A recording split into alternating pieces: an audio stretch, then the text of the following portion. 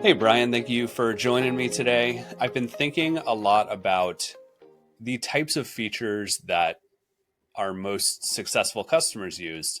And this quote popped into my head. Connor Jeffers, our former CEO, told me this when I started at Aptitude 8 that once you understand data models and custom objects, it can dramatically expand your perception of what is possible in HubSpot. And obviously, if we're talking about enterprise companies who tend to be some of our most successful customers, they are looking for a much broader definition of what a data model is than our typical customers. So I thought we could dive in a little bit deeper on custom objects and data models in general. Yeah, love a good Connor Jeffers quote, by the way. And I agree. I think both things are true. Organizations that we see that are struggling with HubSpot or adoption or have had it a while, almost always the problems are related to data. And it's not getting the data model correct the first time. And it's not putting enough time and emphasis into the discovery and the planning of that data model. By comparison, the organizations that have the highest level of adoption, are seeing the most success, or getting the best ROI with HubSpot, have nailed their data model, right? Because that's truly the foundation of everything. When you look at marketing hub clients only, the data model is important for them, but it becomes exponentially more important when we look at those using the sales hub, the CRM features, because the CRM is really the nucleus of a RevOps engine. I would say that most people are pretty familiar with the standard objects. What we've got our companies, our contacts, our tickets, and deals. But where it gets really interesting, as you're alluding to, Ryan, is the custom objects and what you can do beyond that, right? So I want to back up a little bit. I like that you were talking about HubSpot's standard data model and the objects that fit within that. But when we're talking about a data model, what we're really talking about is the objects, those contacts, companies, tickets, or deals, associations, how they're related to one another. And then within them, the properties that store data about them and any events or activities that take place within them. So all of that stuff together makes up the data model. And obviously, at the highest level, we're talking about objects. And HubSpot allows you to expand that data model beyond just its standard using custom objects. And that is an extremely common use case for enterprise businesses on HubSpot. So, what I want to ask you about is why is it important for enterprise businesses to be thinking about their data model and to be thinking about custom objects when they're evaluating HubSpot? Yeah, I think it's important to think about these things to consider what's possible beyond the custom objects because it's truly the nucleus, the foundation of the entire business operations. It looks at reporting, business intelligence. I think a well-structured data model is going to ensure scalability, right? It's going to lead to better reporting, better workflow automations across the organization. And I think getting it right is just essential to have success. And I keep coming back to ROI to get the most return on investment out of an investment in HubSpot. You've got to consider all the factors. And it's usually not as simple as just the sales team or just the marketing team. We seek to actually break down those silos, right? Because we know siloed information leads to inefficient processes, bad data sharing, incongruent KPIs and OKRs and stuff like that. So just not falling into that trap is probably, I think, the biggest reason, most compelling reason we see. It can be quite exciting actually as well. It allows you to do a lot more things, a lot more capabilities with HubSpot. And I believe the flexibility of HubSpot is actually what makes it so great, right? We look at other competing softwares, more rigid, harder to update, harder to customize. And I think HubSpot has always stayed true to their crafted, not cobbled motif. And I think that's where it gets really exciting, is continuing to craft and iterate upon it. And that allows us to have a data model that expands far beyond those four objects into different departments, into different business functions, into different purposes. Yeah, and HubSpot just released the object library. This is a new feature that actually gives you additional options beyond that. You can go into your settings and activate some additional objects, and some of these are industry specific. So they've got listings is a great example for a real estate company. You can store information about the residential or commercial properties that you're listing. Services is one that is obviously very relevant to us as a HubSpot services partner, but they've allowed you to go in and turn on and off these objects, which is even easier than creating like a true custom object from scratch because it comes pre-populated with this stuff. So when you're talking about how HubSpot is taking these kind of advanced functionalities and making them easier and more palatable, I think that's a perfect example of them doing that. I agree. The implementation of the product library has been fantastic, really well received across clients we've seen. And for anyone who hasn't explored it yet, to give you an idea of what it's like and also to kind of get the wheels turning, right? As a business owner and executive, you want to track data in a way that makes sense for your business, right? And so that's what custom objects allow us to do, right? You think of medical practices, right? The standard objects are great, but they probably want patients, appointments, procedures, those as custom objects, right? Now we're getting to a true ERD, right? An entity relationship diagram. And now we can really share the data. We do a lot of work in fin services. We see loan objects, transaction objects, portfolio objects. Fin service is interesting because you get sometimes a hierarchical data based upon like a contact and maybe a household we see pretty commonly, right? Because my household may have myself, my wife, and my children in it, right? If we're looking at investments or something like that. I mean, those are different than contacts. We have different email addresses. So that's where the associations you talked about earlier, Gunn, gets so important. We do a lot of work in education. I think it's a really important industry for us to do philanthropic work as well. We see students, student objects, course objects, enrollment objects. We had some clients in the automotive industry, right? And vehicles, service records. And just to give you an idea, like those are four very different industries, but all can have a data model that makes sense of them, taking advantage of the features of custom objects. Before custom objects, we used to have workarounds like using a deal but just use it as something different, or have a pipeline called something different, and like just ignore the fact that it's called a deal. It's not really a deal. I remember those days. So we've come a long way. I feel like a big driver of Services Hub in the beginning must have been just like, we need to use another object, and tickets is something that we're not actively using, so we can repurpose that to be Correct. something else. So But true. What? yeah, now that they've enabled like true custom objects at the enterprise level, and then this object library is available to pro tier users, like I think even below pro, if you're a starter user, I think you can use the object library, but obviously you don't get the automation that really makes them like truly powerful. It reminds me, God, of one of the first Yeah. really big build outs I had for Service Hub 4-ish years ago. I think when it was re-released, it was just after that. This is a client in the power production industry, and they were well adopted in marketing, and another team, a safety team. They were like, "Hey, can we use HubSpot for safety?" And the CMO was like, "You can, but I don't know what you're using Marketing Hub for." We thought about using tickets. And so we built out a really wild and complex safety and incident notification system using tickets. Now, it wasn't really a ticket at all, actually, to your point, Gunn, but it was an extra object we had to stay out of marketing's way. We built out an awesome solution using QR codes. The folks in the field could scan a form, fill it off an iPad and on the field, out at the woods or something like that, send the data back, notify different managers and safety personnel and stuff like that. And it was an awesome build. And the client was very happy with it, but it was just using tickets because that was what was available. If we I did it love that nowadays, it would be example. a safety incident like object or something, right? Yeah, I love that example because when we're talking about these additional objects, it's not just about data storage.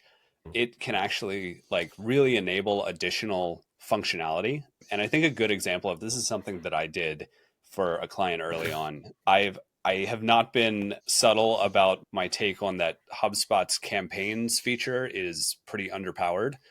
So I built out campaigns as a custom object, and you can really beef up your ability to do multi-touch attribution with something like that, tracking touch points as a custom object that are associated to contacts.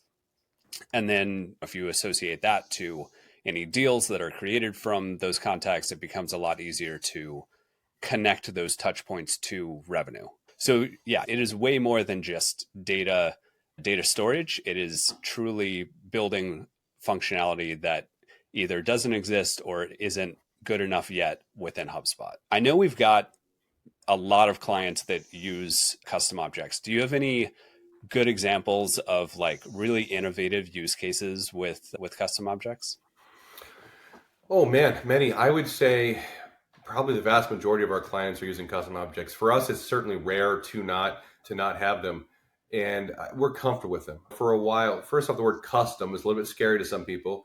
If you're new to the HubSpot ecosystem, which a custom object takes about a minute to set up, and you can turn it off, you can delete it. This is not. We look at other platforms. Custom object means you're paying a developer to code something or hard code something, and it's really disruptive, or from an architecture perspective. That's not true in HubSpot. So I want everyone if anyone's not comfortable with custom objects, I would encourage you to immediately become very comfy with them. Sit on the couch with them, have a glass of wine. Super easy to use, super easy to set up, and like you want them, right? So 4 or 5 years ago, selling HubSpot, we were, oh man, like maybe a custom object, but it could be disruptive. Now, most of the services opportunities working with our clients and prospects, two, three, four, seven custom objects is not scary anymore. And it's becoming more common, more typical. I would say for us, Gunn, if we have a client who says, I don't need or I don't want custom objects, that's actually a big red flag now. Like, why not? There's no reason not to. And they function essentially the same as a standard object. Innovative use cases we see, I think, maybe like a multi-location franchise company. They can track different franchisee locations as an object, report on revenue by region. I think that's one we've done. We have a client in the equine industry, right? And we built a horse custom object. And I don't know this for sure, but I believe it's probably the first horse custom object. And there are other equine industry related custom objects similar to that. But that's probably my favorite one, is building out an entire HubSpot platform for a very specific industry use case, right? I think, said more simply, what do you call it in your world? If you're in the shop or in the office, what do you call that thing? Great. Call it that in HubSpot, right? Instead of having to force a square peg into a round hole by calling it something different. Yeah. And the hope is that one day HubSpot will make things even more flexible and we'll be able to actually rename standard objects, because some of the examples you gave before with patients in the healthcare industry or students in the education industry, like that's the context object. If you could just rename that, then it could definitely serve that purpose. I've been hearing for years that they're going to do it. So maybe one day it'll be true. It could be that would be my wish list on my wish list for inbound announcements this year, probably. Let's talk about some more real world examples here and some more custom objects. I'd be willing to do that here. A great example that I've come across is, and this is super common, especially in the HubSpot world where a lot of our customers are tech companies, but putting product and account data into HubSpot and storing it in custom objects. If you're putting accounts or free trials, those can be stored as custom objects. You can track a pipeline of free trials to full paid account conversions. Really common use case there, where it just requires some data sync between your product or your data warehouse and HubSpot, and then using reverse ETL or like data share or something like that to transform the information so that it fits well in a custom object. And then you can use HubSpot to do product reporting, user journeys, stuff like that. So that's a super powerful use case for SaaS companies. I agree. And integrations are actually a great starting point to think about custom objects, right? If it's called something else in the other system, right? We used to have to just use one of the standard objects or something in HubSpot, even though it was called something completely different in your second or third party system you're integrating with. Now you can call it the same name that is called another system, right? If we look at like a NetSuite integration or an integration with a data warehouse that feeds disparate systems in, right? If it's called product in the third party system, even though it's like a deal, call it product in HubSpot. So now we've got like actual true naming parity across systems. And that makes things like ERDs and integration requirements document and managing those integrations easier and more scalable. A question we get a lot, Ryan, is, hey, how do I approach this? Or how do you go about doing it? I think I need custom objects, but I don't know what I need. I think start with the data modeling basics is probably always a good data point. Write down what you call it today. You use your language, your industry language. If you're in a mechanic and you own an auto body or something like that, right? Do you call them cars or vehicles? It's simple, but what's your nomenclature? When you're typing it into the system to enter the work order, what's it called in the system for work orders, right? Maybe you have service orders in HubSpot, and now you've got that naming parity, right?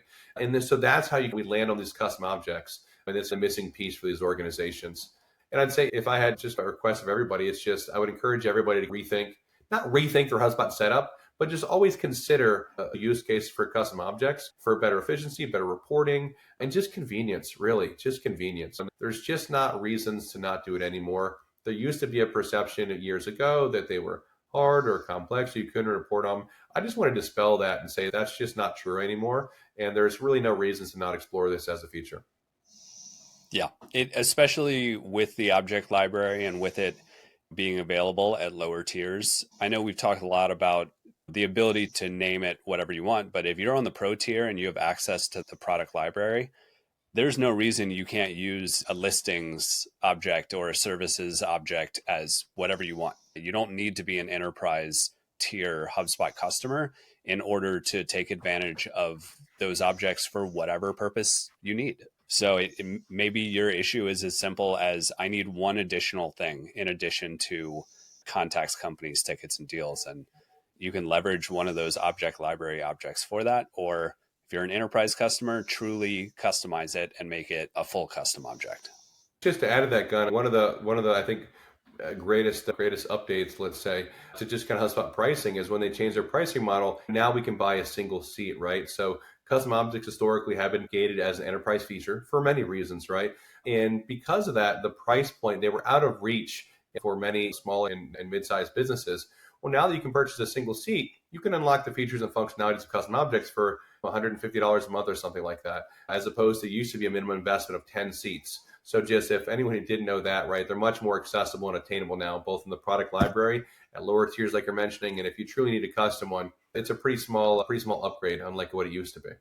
We've had a lot of clients that take advantage of that. So we might do a marketing enterprise build or marketing pro build out for a client, and they buy one sales enterprise seat because they need custom objects for attribution, like you were talking about earlier, Gunn, or something like that. It could be a service pro build out, and their needs are minimal, but maybe they get one service enterprise seat because they need those custom objects, right? So just keeping that in mind as well, they're a lot more accessible than they used to be financially. Yeah, that makes total sense. And I think that's a really smart financial decision for companies that want to test the waters with some more advanced functionality beyond. It could just be beyond custom objects. Any of that enterprise functionality that comes with sales enterprise, service enterprise, there's some really powerful tools in there, and most all of them work better if you are employing custom objects. So why not do that while you're at it? I agree. All right. I think that about wraps us up. Bryan, thank you so much for your insights on data models, on custom objects, on how you can store horse data in HubSpot. It was great talking to you. You as well. Thanks, Ryan. Always a pleasure.